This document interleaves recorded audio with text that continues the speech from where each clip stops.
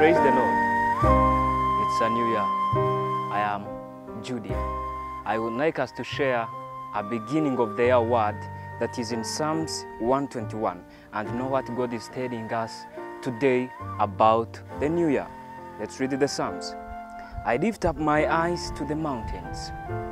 Where does my help come from?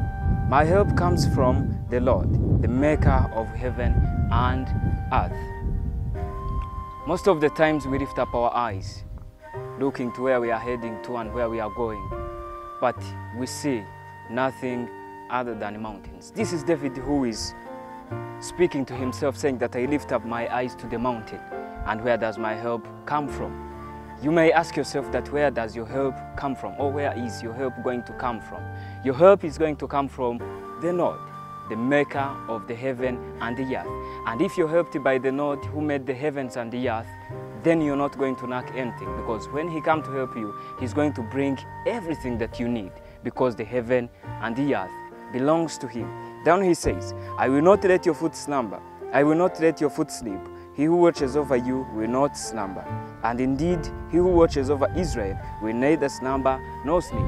Imagine having someone who watches over you so that you can sleep.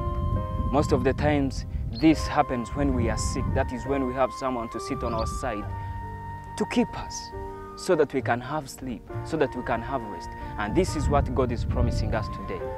I am not going to sleep, I am not going to slumber, so that you can have this rest, so that you can enjoy this new year that is coming. Indeed, he who watches over Israel will neither slumber nor sleep. The Lord watches over you. The Lord is your shade at your right hand. The sun will not harm you by day, nor the moon by night. The Lord will keep you from all harm. He will watch over your life. The Lord will watch over your coming and going. Now, God is telling us that he is going to keep us from all harm. This is interesting. Does that mean that we are not going to meet problems and temptations? No.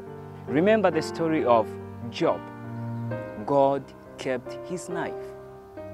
God is going to keep our lives, not meaning that problems are not going to come. Yes, they are going to come, but your knife is in God. He's going to keep it. The devil is not going to touch your knife. And down he tells us that all this is going to be there, both now and forevermore. It is interesting.